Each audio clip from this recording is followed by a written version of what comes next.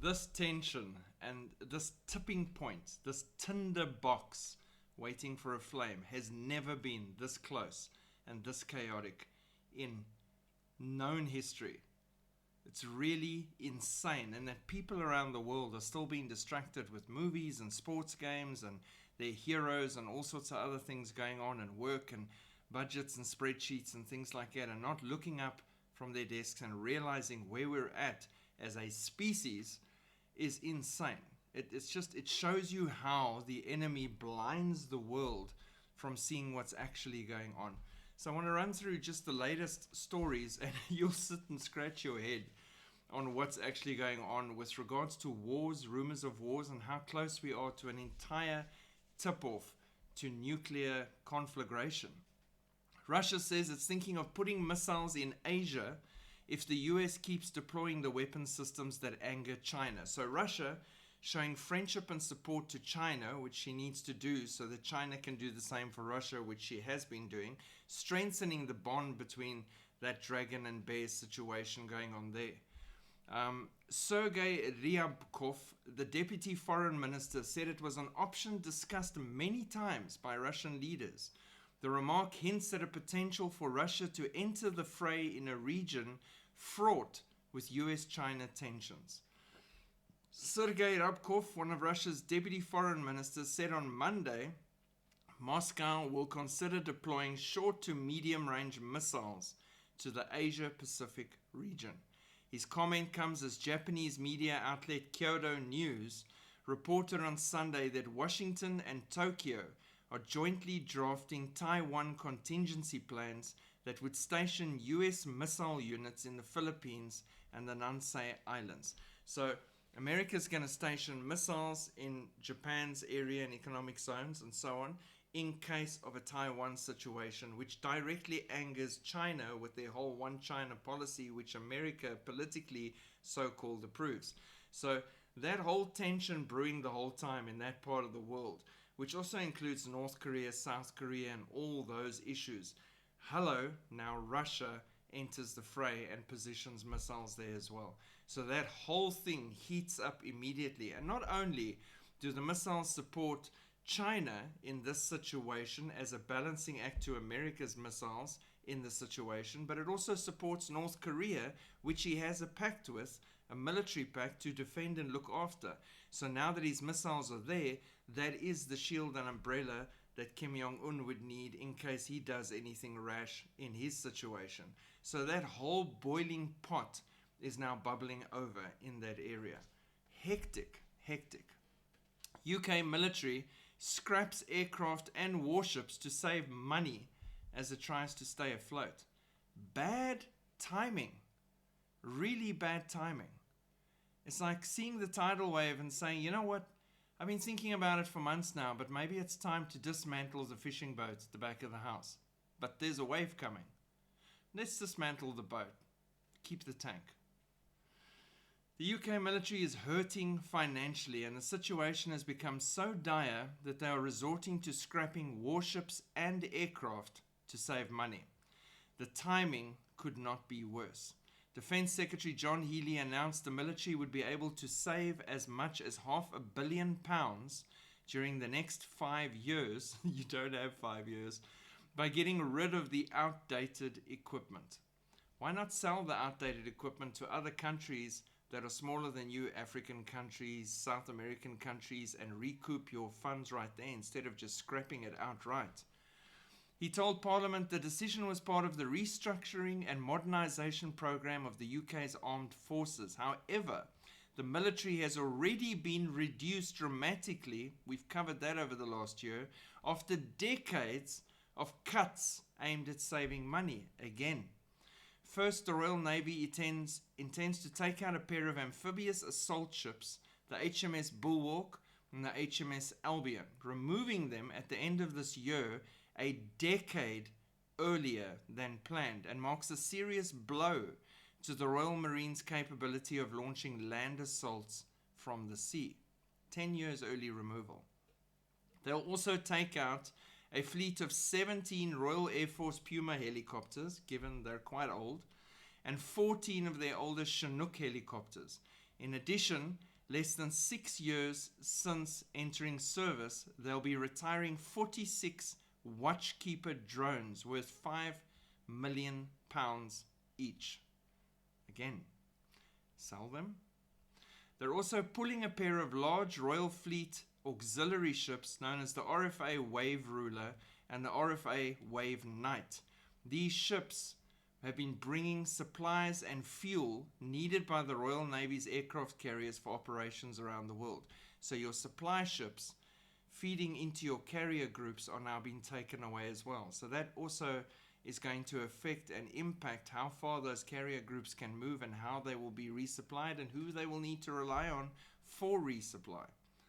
The Army is believed to be scrapping the aircraft as part of a shift in focus on the development of newer and more innovative drone capabilities. Healy told MPs these will not be the last difficult decisions I will have to make to fix the defense inheritance that we have been left with. The whole world is pushing into drone technology. When drones came out initially, they were, oh, cute, these are such fun toys, and we all have drones. I've got 2 or 3 in the cupboard here from when they initially came out that you can play with and take photos and videos. It's really fun.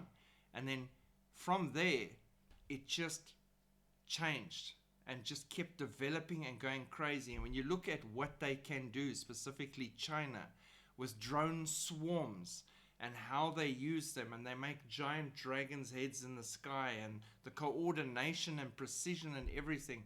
In Ukraine, the bombs and munitions being dropped by drones, all these things that can be used. They can fire projectiles directly after facially recognizing the target. It's insane what capabilities drone warfare has presented to mankind at a time when mankind is itching for war. So it makes sense that there's a bigger push into drone warfare and a move away from traditional warfare that we used to know, and scrapping of aircraft and ships when you could put that money into drones.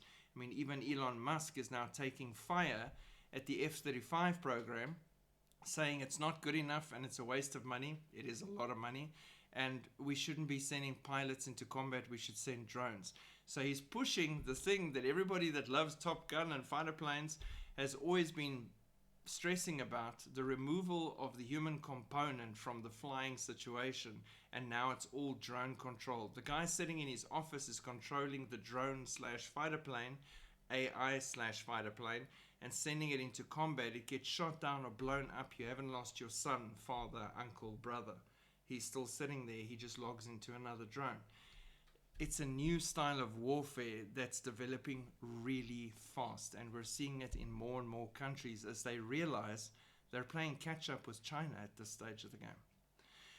Top NATO official calls on business leaders to prepare for wartime scenario. A senior NATO military official on Monday urged businesses to prepare for the wartime scenario, adjust their production and distribution lines accordingly to reduce vulnerability to blackmail from countries like Russia and China. If we can ensure that all crucial services and goods can be delivered regardless of the situation, that is a key part of our deterrence, remarked Dutch Admiral Rob Bauer, chair of NATO's military committee. Businesses need to be ready for the wartime scenario and adjust their production and distribution strategies accordingly. While the military may win battles, it is the economies that ultimately win wars. So they're warning everyone. They've warned civilians to stock up and start thinking about bunkers. They've warned businesses now to start working on their distribution and everything. They are prepping for war because they know it's here. It's definitely going to blow out really, really soon, as much as people don't realize this in the general population. Germany has drawn up a list of bunkers for emergency shelter for civilians. The Interior Ministry declared this is at a time of rising tension with Russia. The ministry spokesperson said the list would include underground train stations, car parks, as well as state buildings and private properties. A digital directory of bunkers and emergency shelters will be created so people can quickly find them and using a planned phone app. So let's hope they don't use electronic warfare in your apps down. The spokesperson said that people would be encouraged to create protective shelters in their homes by converting basements and garages. So basically, start building bunkers if you don't have one yet. He declined to give a timetable, saying it was a big project, but would take some time and involve the Office of Civil Protection and Disaster Assistance and other authorities. So, war's there. I've been saying all along, World War III is already going on. People just have not declared it openly. The same way that if I had to ask you, is Russia at war with Ukraine? You'd say, duh, of course they are. No, it's a special military operation. No one has officially declared war. It's war. Russia's at war with Ukraine. Fact. The same way that World War III is already busy. The whole Middle East is on fire. Ukraine and Russia is going on. There are various hotspots and battles being fought all over the world, South America, Africa, everywhere. It is chaos. There are political arrows being fired at each other between the superpowers, America, China, North Korea, South Korea, Japan, Russia, NATO. They're all at it. So we are in World War III. They're waiting for the big explosion of a nuclear strike or a further attack on another country or something like that, where they will actually jump into the situation. And we can see leaders prodding each other to try force the other one to begin the next step of the war so they can go in large. Which brings us to my last two articles. The UK and France are currently in talks to deploy troops to Ukraine in fear of the US withdrawing support when Trump comes into his spot on the 20th next year. London and Paris want to create a core of allies in Europe as fears intensify that President-elect Donald Trump could withdraw military support for Ukraine. British and French troops could be among European allies deployed to deter the Kremlin from attacking Ukraine again. What's probably going to happen is you'll put your troops on the ground and Putin will directly attack and kill them. I don't see how that's going to be a deterrent to them, or they're going to shoot back at Putin, and this is a further escalation in Putin's eyes, and suddenly, boom, there you are with what you've actually wanted all along, even though you say you don't want it. NATO is discussing the possibility, here it is, of a preemptive strike against Russia. Now, you know, Putin can get the same news articles I can. He can also read them. The difference between me and Putin is he can decide, you know what, no, maybe I should do a preemptive strike, and he can actually do that. NATO is discussing the possibility of a preemptive precision strike on the territory of Russia in the event of an armed conflict with the alliance countries. This was stated at a conference in Brussels by the head of the military committee, Admiral Rob Bauer. He called positive the fact that NATO has changed its attitude to the essence of the organization as a defense alliance, as well as the perception that it is necessary to sit and wait for us to be attacked and only then react. It is more competent, he says, not to wait, but to hit the launchers in Russia in case Russia attacks us.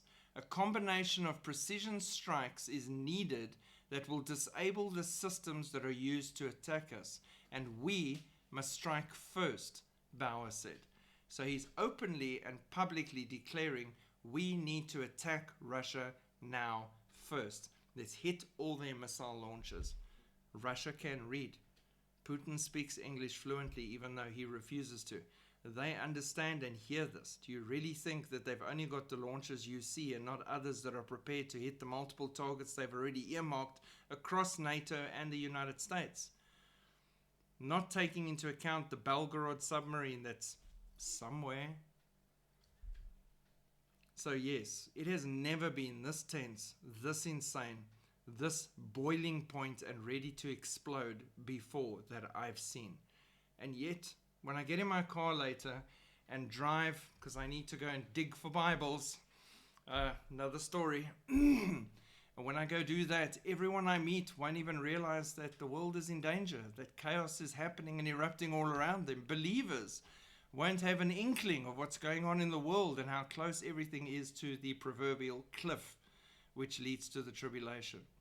And that is why We sound the alarms, we share the news so people can see the prophetic events and where we are on the timeline of mankind and how close it is to the Lord's return and how focused we need to be on ministry, on reaching the lost, on spreading the word of God and showing the love of Christ to everyone around us while we can, making a difference for God's word in the world.